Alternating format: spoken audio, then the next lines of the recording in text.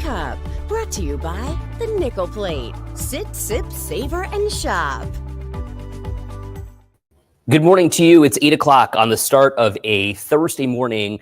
Glad you're with us for Second Cup on what is a really tough Thursday morning to wake up and see this breaking news that we've been following all morning long of an American Airlines flight en route to Washington, D.C. on final approach, final landing from Wichita, Kansas, crashing with a Black Hawk military copter right over the Potomac River in Washington, D.C. The Potomac River about 35 degrees, and they've been working all morning to try to recover as many people as they can. And it's had changed from a rescue mission now to a recovery mission. Officials just giving that update. You can see this is live here from the Potomac River. About 300 first responders are out there working hard.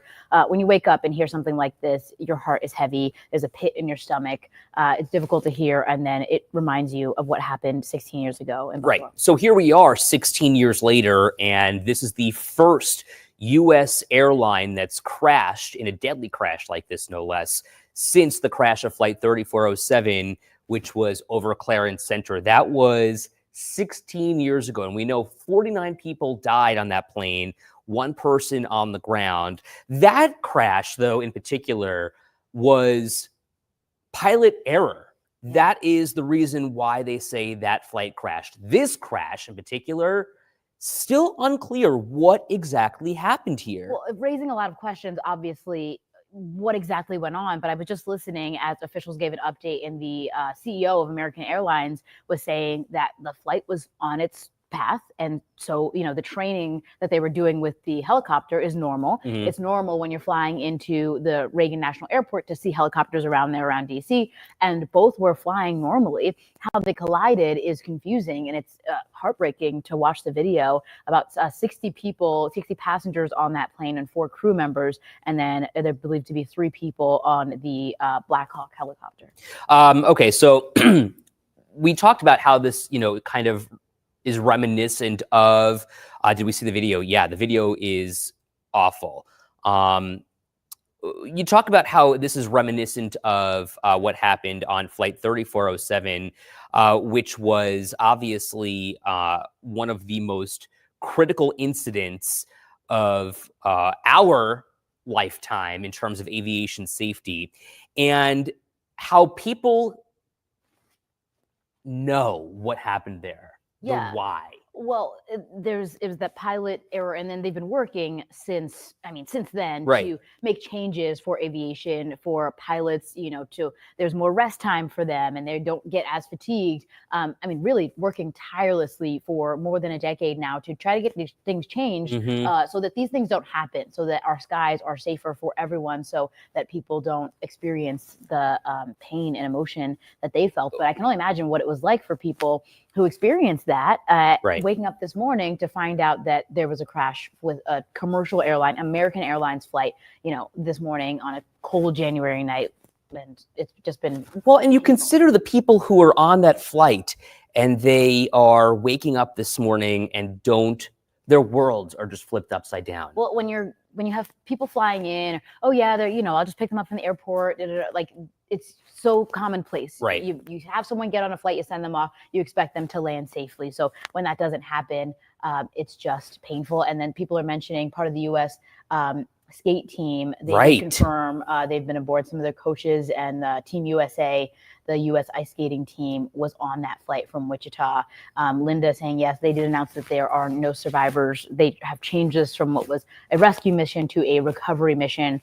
They found about 27 of the bodies so far. It's just so sad. Danielle chiming in saying it's so sad because they were so close to landing too. Right. They were moments away from safely being on the ground. And it's so painful to see. You're looking more at video from last night. A lot of people sending in their prayers. It's horrible. It's heartbreaking. And you really, really feel for those people. And, we heard from witnesses who were there and who saw it. And it's just unlike anything you've ever seen. Explosion in the sky around 9 o'clock in Washington, D.C. And then the president chimed in last night on social media saying this seems like it could have been prevented. Right. You know, there's so much confusion on how this could have happened. Bob says it's one of the worst airports I've flown into because of the government buildings in the area. Planes have a tight corridor to fly. I also want to bring in here, and this is what I've been trying to do here, my dear friend Robin Tolsma, who often joins us here for Second Cup. I'm trying to finagle this. She's on my FaceTime here. And Robin, you know what? I'm going to call you back from my phone, I think, because my laptop is having issues. So give me 2 seconds. I'll call you right back. Yeah, we want to talk. We want to talk with Robin. We're going to chime in with her in a second. But as Bob is saying, it is difficult to fly into DC because there are certain rules where you can and can't fly. So you're not allowed to fly over the White House or over some of the Capitol building and things like that. So they have to fly right over the Potomac River. And they were right over the Potomac trying to get to Reagan when that crash happened. Okay, Robin, here we go. Good morning. We got Robin yes, here. I'm going to put you up here so that everyone can see you. And you look great. And maybe in the control room, what we can do is just maybe zoom into Robin here. And I apologize that this is the most inappropriate way to do this interview. But Robin, we're going to do it this way anyway. Zach or Camilla or Ben, if you can hear me, or Evan, somebody in the control room, if we could just move camera 2 in so that we can actually see Robin, that would be phenomenal. But Robin, I'm going to take my mic off, and I want you to kind of give everyone an idea of how you're feeling right now, because your husband, Darren, was killed in the crash of Flight 3407. You've been living this for 16 years now. What's going through your mind?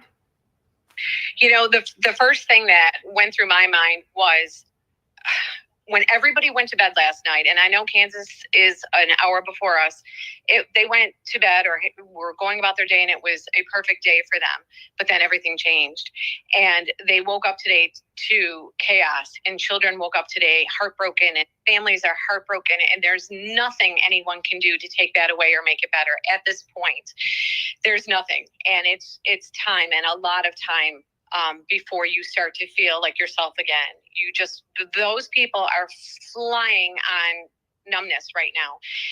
And then to have to watch it over and over and over again on social media and the newscast, because this seems to be way more immediate than Flight 3407 was.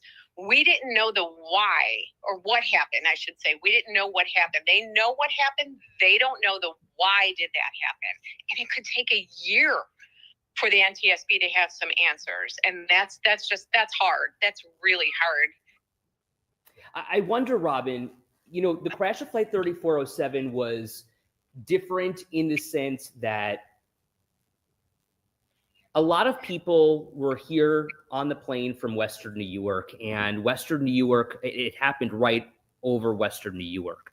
This was a plane from Wichita, Kansas to DC. You know, when the crash of Flight 3407 happened, it was almost like you knew the people who were running the show here. You knew, you know, the government agencies, the representatives, the lawmakers. Yeah, our first responders who immediately became last responders were all local. That's the other thing. And the Western New York community is a community like no other. Everybody rallied around the family members. And it seems to be a community that does that. When Officer Lehner passed away, when we had Blue for Ben, everybody rallies around those. I hope Kansas City is doing the same thing. I really hope they're doing the same thing on that end. It has to be so different when the plane is so many miles away from where you live. And now, are those people trying to get to DC, or are they staying put? I mean, there's just so many unanswered questions. And I mean, I can answer the emotional side, where there's other people in the group that can talk to you about the technical side way better than I ever could. You know, Beverly Eckert was on that plane. So the Eckert family and the Kausners, they are the experts in aviation safety. So I feel that they are the ones that can answer the technical questions for you. On the emotional side, my heart just goes out to those families. Nobody should ever have to go through that. And it's not ending for this whole year. This is just the beginning of some really awful things they're going to have to go through. It's unimaginable. People are sharing thanking you for sharing and saying, Robin, know that you and everyone were immediately in my heart. Anita says, Robin, you know this better than anyone else. Lives are shattered. So many prayers for everyone involved. And thank you for your thoughts. Have you guys spoken together, the families of 3407? Have you talked to other people? What's the conversation like this morning? Jennifer West and I texted for hours last night because it was the same kind of a night, a cold winter night when something like this happened, when you wouldn't have expected to happen. And her and I must have texted back and forth until maybe 3 a.m. yesterday, just going on the emotional side of it, but then, going on the technical side too. I mean, we know the safety measures that Flight 3407 put in to our bill that became a law. And I don't think that was compromised at all, but something traumatic happened last night. And I know the NTSB will get to the bottom of it. But until that happens, and until even when you get answers, it doesn't take away the hurt and the pain. It's years and tons of support from people around you. Robin, what was your first thought when you saw the news? Obviously, talking with Jen West, who, you and she have a great relationship, and that dates back 16 years when her husband Ernie was killed in the crash. What was your first thought here? Not again. That was the first thing that I thought, is not again what happened, because I immediately went to those family members. I went to that wife that is checking her phone to see if her, or I should say any spouse, checking to see if their loved one has landed. And everybody does that now. There's flight trackers. So you track the flight. And then at some point, it didn't say that flight landed. And that's all I could think of is, these people, maybe they went to bed last night thinking their life was normal, and they woke up today and it's turned upside down, inside out, and backwards. I couldn't imagine that. And then it does take you back. It does take you back to the night of 3407. And yet these flights are completely different in what caused, or apparently caused them to crash. I'm so sorry about, I will try to go someplace where you don't hear my dogs barking. Thunder and Storm is who I have, and they're the thunderstorm of the house. But so if you go back and you think about that night, like, little things start coming back, but thank goodness I have so many blessings in my life that can cover the despair and the grief. But it's going to take a long time. I mean, the more you hurt, the more you loved, is the way I've learned with that. So, and Robin, maybe what you can also do here, I mean, you have lived this. You've been there. You've been that family member waiting for that phone call. What is next in the days, well, not even the days, the hours to come? Well, I thought about that this morning because, and I spoke to my mom about this, and those people are waiting for the phone call from the airline. You know it. You know it before you get the phone call, but the phone call makes it real. And the person, I will never forget the person that called my house to tell me that Darren was on that flight, even though we already knew that. She was crying. She didn't even want to tell me the news, and I felt bad for her. And then everything becomes real. Then, the next step is, then they got to wait. You got to wait till they identify your loved one. I mean, everything here was local. We had, the whole team was here. I will say that the people at the medical examiner's office here in Western New York were phenomenal in the way that they handled everything. I mean, every last responder was. And I don't say first responders because, as I said, the first responders became the last responders. Mm-hmm. So, so then there's that. Then you have to plan a funeral. And then just when you think that's all done, then this is what a lot of people don't know. We get a catalog of personal items that you have to go through page by page by page. And you click if you think one of those items was your loved one's. And then months later, you get those items back. It was November when we got the items back. And keep in mind, our crash was in February. They are wrapped as if they are the most precious thing in the world. but they come with that smell of jet fuel. And I believe Jennifer West and I called it the smell of death at this point. But, and we weren't trying to be cruel. It's just that weird smell. And the company, and I can't even remember the name that does all this, they have a representative there too. And they are so kind when you get your items back. And it's so emotional. I mean, we didn't just have a crash, a funeral of Ariel and Don. Most of us got multiple belongings. And by belongings, what I really mean by belongings is human remains back too. So, I personally had to go through that 3 times. So 3 times you have to tell your children that, they have another piece of your father. And I wasn't the only one who had to go through that. And it was just very hard. And then to do that on top of getting the items back, on top of planning a funeral, on top of planning a lifestyle that goes on without your loved one, that's the hard thing. That is the hard thing. And I'll tell you, if it wasn't for my children and my family and this Western New York community, I mean, you all got me through. You all got me through. And I can't thank the community enough. I cannot thank the community enough. And not only did you support us in this, but in every trip that every 3407 member made to DC, you supported them too. And they all know it too. And I am so grateful for, I call it like the fabulous 7 of the group that goes down multiple times. Just to make sure that the skies are safer. And I don't feel that anything in our bill was compromised last night. But now we have to look at air traffic control, and there's just so many unanswered questions. The tip of the iceberg here. It's just starting.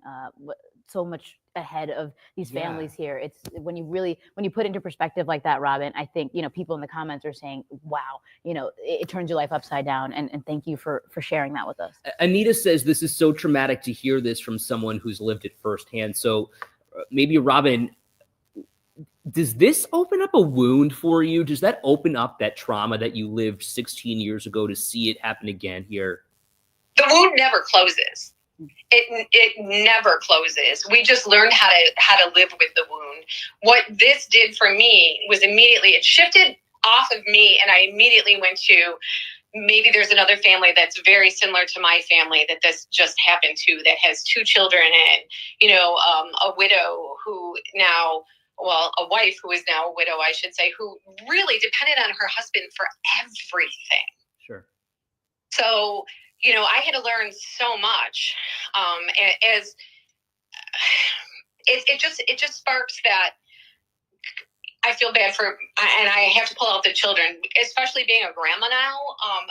I just think how awful. No matter how you look at this, no matter who is involved, it's just sad and awful. Robin, you were one of the first people that I interviewed when I moved to Buffalo in 2011, and I was working for Channel 4 at that point.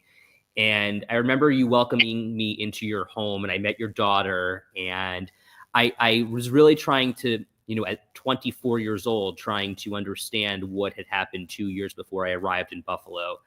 It was 2009 when this happened, and I moved here in 2011, and you were such a mom to me. I was there to cover your story and your fight, but you were almost mothering me. And, you just have that natural instinct about you. And I wonder if you have any advice for the people who, are on the outside here, like I was.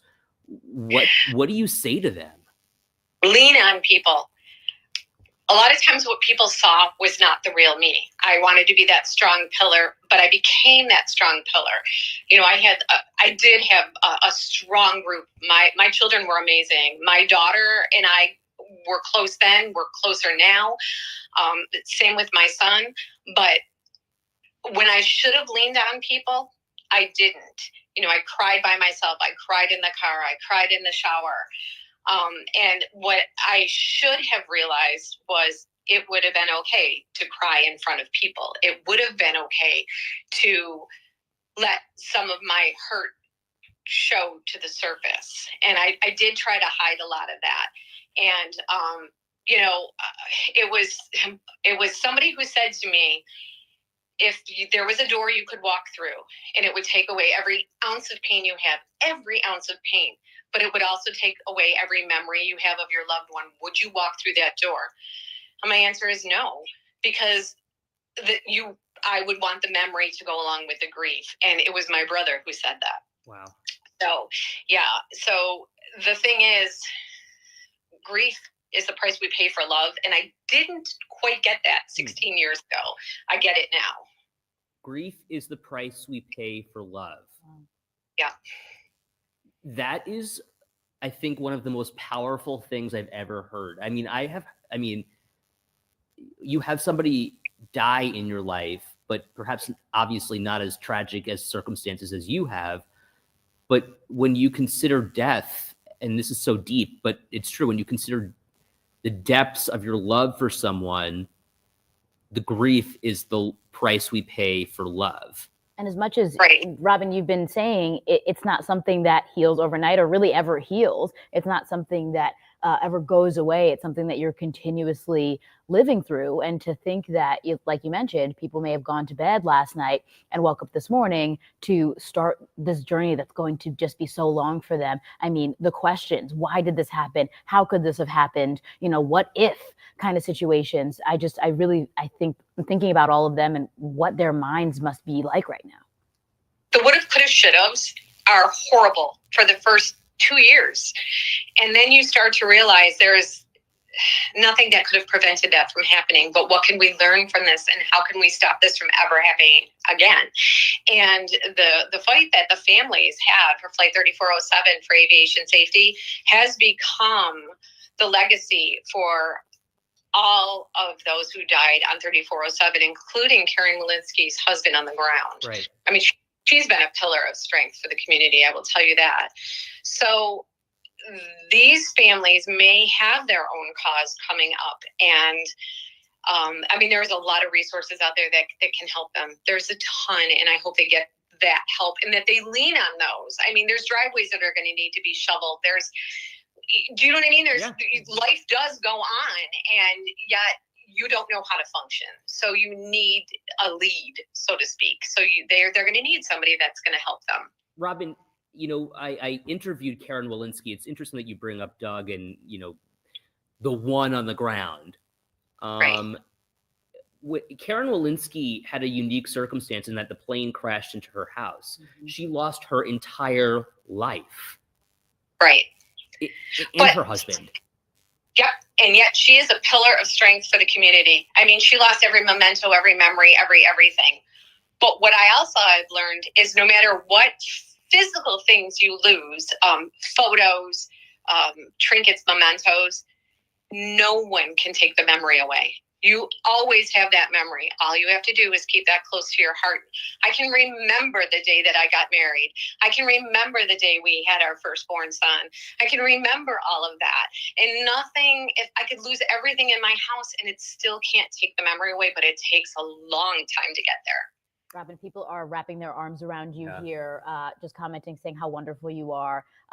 Robin, you are so wise, so thoughtful, and so strong. And, I hope that people there and people who are experiencing this can feel some of that and the love that, we're sending from here in our community. And I know that we're going to keep learning more and hearing more about who these people were, right, and their experience. That's the whole thing. We can't forget that there were 60 people on this plane, 3 service members.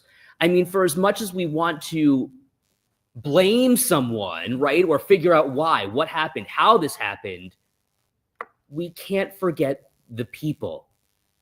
Correct. And I don't think that'll ever happen. I don't think people that once the names and their backgrounds and their stories get told, that is the thing. Keep telling the story. Keep speaking their name. And for those that are going through terrible times, not just this, because Flight 3407 was very public, but there is some mother right now that is clinging to their child at Children's Hospital or Roswell. So I don't want our deaths to be above anybody else's, because a loss is a loss. But instead of saying, I can't handle this, a student told me to say, I am currently struggling with this. It takes all the negativity away too. And that is powerful to me. Like, instead of saying, I can't handle this, I cannot handle the crash, say, I'm currently struggling with this crash. Robin, we're going to have to put the period at the end of the sentence there. I love you so much, and I'm so grateful that you are a second cuppy, and I'm so grateful that you took the time to speak with us this morning. And thank you for being such a powerhouse of strength and inspiration. Really appreciate it. Thank you so much. All right. And God bless everybody. You too, just Robin. Always be safe. Always be safe. Thanks again. We'll talk to you soon, okay? All right. Thank you. Have a great day, everyone. You.